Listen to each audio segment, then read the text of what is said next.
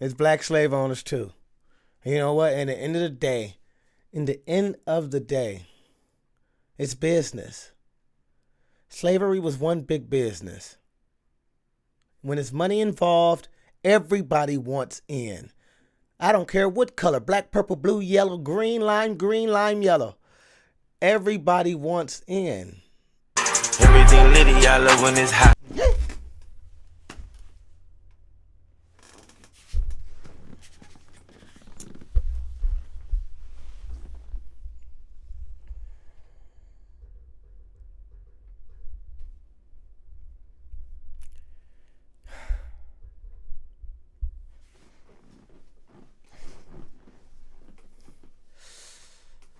Facts about slavery never mentioned in school. Thomas Sowell. That's all that's really pretty much all I gotta say. What are the facts, man? What else do we need to know? What else do we need to know? What did the schools leave out?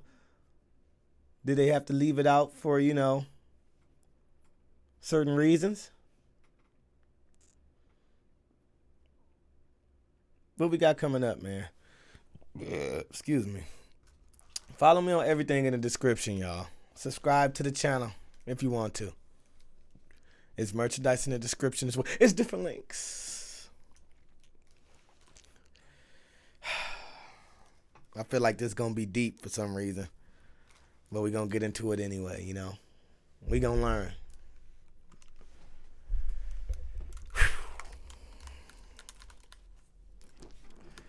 Thomas Sowell, what you talking about, man?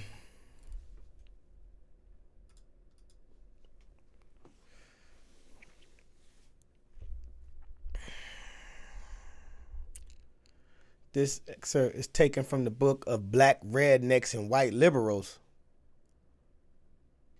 Untold facts about slavery.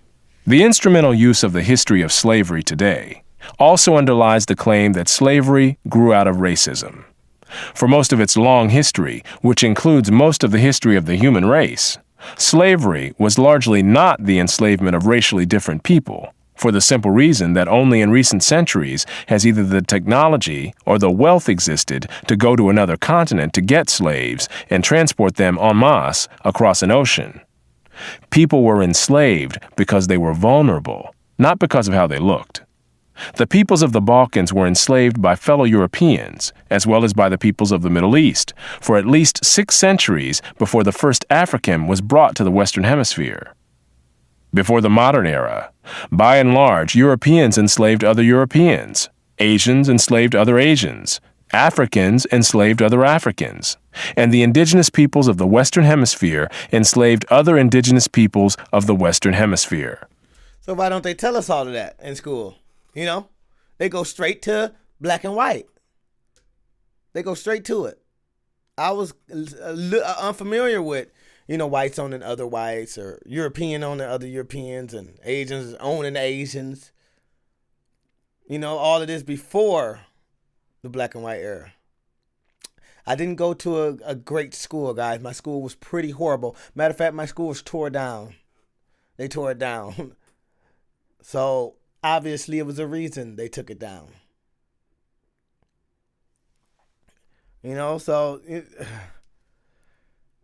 This stuff is crap. Why you want to own somebody anyway? Do your own stuff. Do something on your own. The Western Hemisphere enslaved other indigenous peoples of the Western Hemisphere. Slavery was not based on race, much less on theories about race. Only relatively late in history did enslavement across racial lines occur on such a scale as to promote an ideology of racism that outlasted the institution of slavery itself. Wherever a separate people were enslaved, they were disdained or despised, whether they were different by country, religion, caste, race, or tribe. In East Africa, the Maasai were feared slave raiders, and other African tribes, either alone or in conjunction with Arabs, enslaved their more vulnerable neighbors. As late as 1891, it was reported that Manyuema slavers had demoralized surrounding tribes, destroying crops, and famine reigned everywhere. Even in the early 20th century, Abyssinians were still raiding other Africans and carrying off slaves. It was 1922 before the British had gained sufficient control in Tanganyika to stamp out slavery there. Arabs were the leading slave raiders in East Africa, ranging over an area larger than all of Europe. The total number of slaves exported from East Africa during the 19th century has been estimated to be at least 2 million. The form in which the story of slavery has reached most people today has been along the lines of the best-selling book and widely watched television miniseries Roots by Alex Haley. Challenged on the historical accuracy of Roots, Haley said, "I tried to give my people a myth to live by." This instrumental use of history, or purported history, is open to the same objections as other instrumental myth-making. A myth? What do you mean, man? Roots was a hell of a graphic movie. One you really don't go watch multiple times, you know, if you get offended by stuff like that. Some people still got a soft spot for it. These pictures are graphic. Where did he pull these pictures from? Despite the impression created by Roots, during the era of the massive slave trade from West Africa, a white man was more likely to catch malaria in Africa than to catch slaves himself. The average life expectancy of a white man in the interior of sub-Saharan Africa at that time was less than 1 year. By and large, men from Europe or the Western Hemisphere came to the coasts of Africa, bought their slaves, and left as soon as possible. Got out of there. Even so, the death rates among the white crews of the ships carrying slaves to the Western Hemisphere were as high as the death rates among the slaves themselves. It was only much later, after quinine and other medical measures enabled Europeans to survive where there were tropical diseases, was it possible for them to invade Africa in force and establish empires there. But by then, the Atlantic slave trade had already been ended. During the era of that trade, Africa was largely ruled by Africans, who established the conditions under which slave sales took place. The crew of a slave ship was in no position to defy African rulers and their armies by going out across the land and capturing people willy-nilly. The stronger African peoples captured and enslaved the weaker peoples.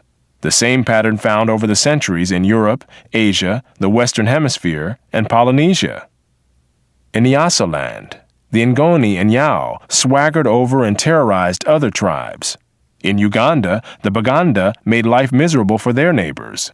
And the Nyoro and Hima of Anko enslaved Toro women and children. The Tutsi dominated the Hutu in Rwanda. The Maasai lorded it over the Kikuyu and Kamba. And I know a little bit about Rwanda and the Tutsis and all of that because I watched not because, you know, I've read up and super smart about it. I watched a few movies about it, like Hotel Rwanda, and I learned about, after that, I wanted to really dive into the what the hell was going on in Tutsi and all of this stuff. And you know what? It's like, it still goes on today, you know. Blacks taking out blacks, you know, nothing's really changed. That was foul stuff that was going on back then. They were killing tribes. They were killing millions, trying to take out whole villages, you know. It's foul stuff, man. What makes a human want to do that? What goes through somebody's brain? Sorry if I'm sitting here looking pissed the whole time, but what goes through someone's brain? I'll just go take out a village today. I don't like this village. Let's go take them all out. Babies included. Grow up.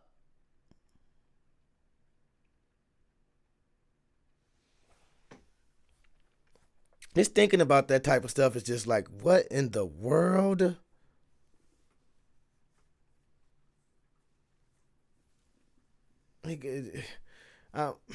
I'm glad it's getting progressively better, but I still don't think it's all the way there.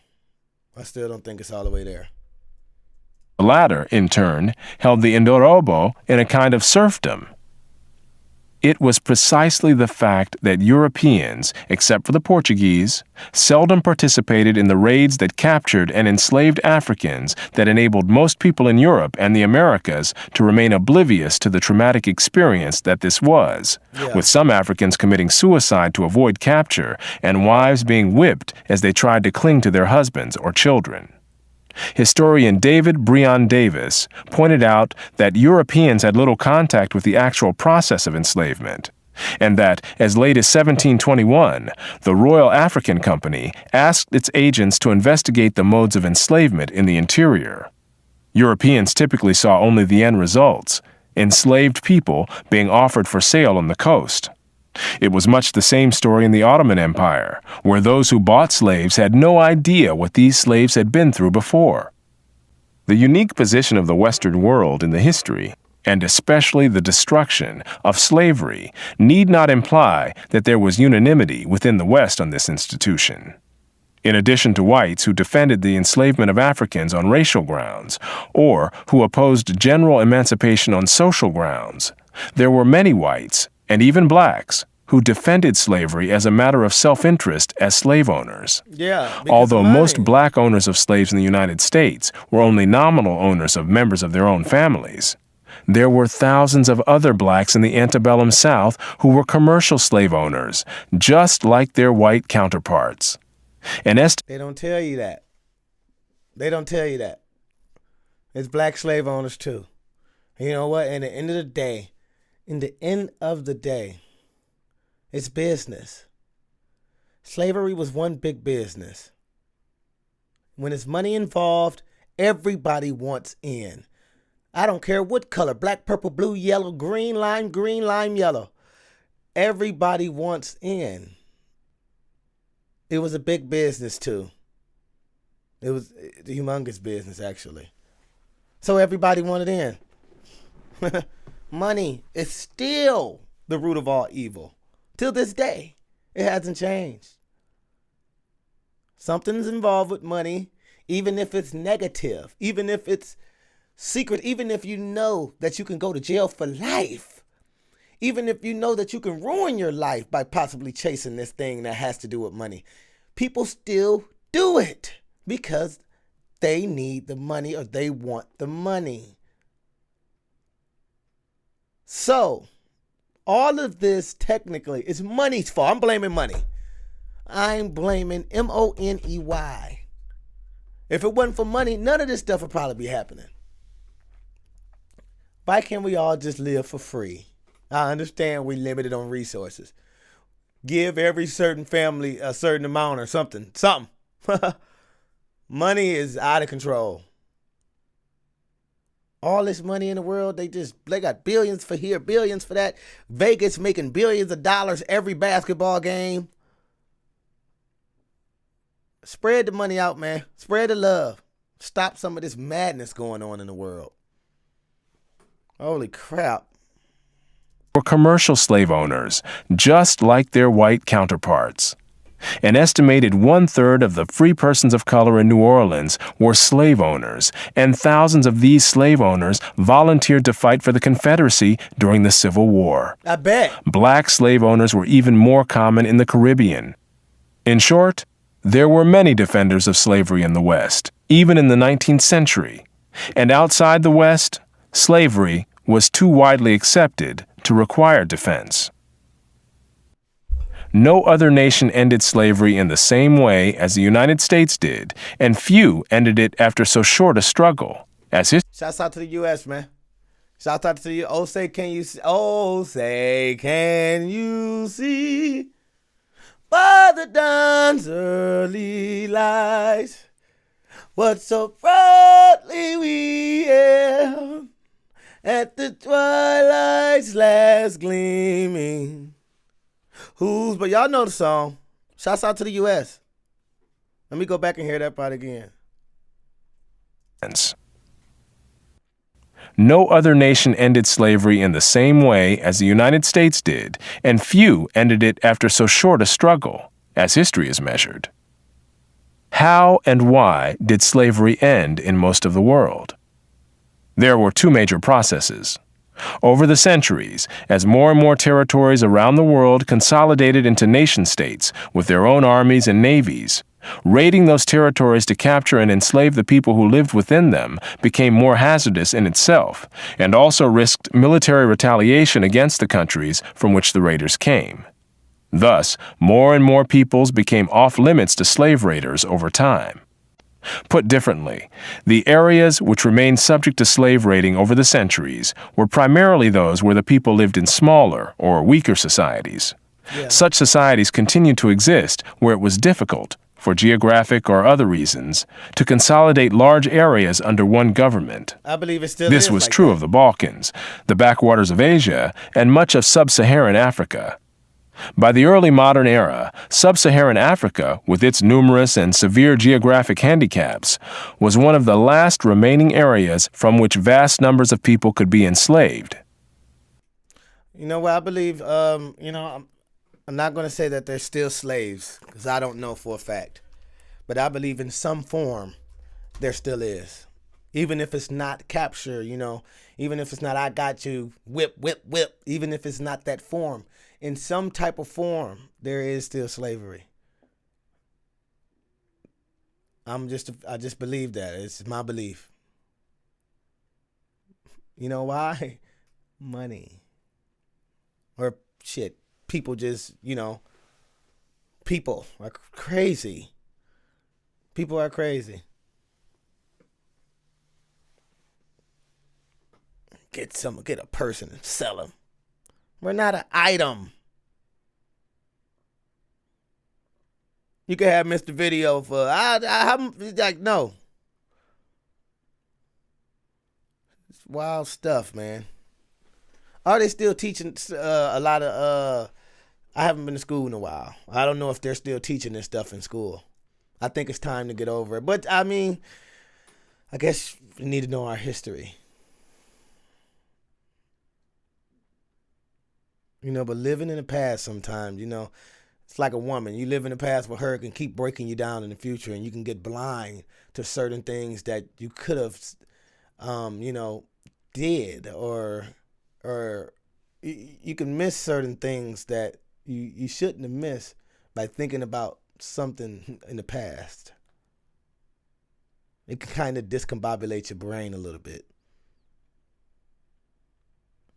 Stuff is wild stuff, man. What's next, guy? I'm done with this. What's next?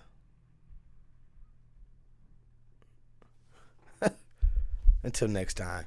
Peace.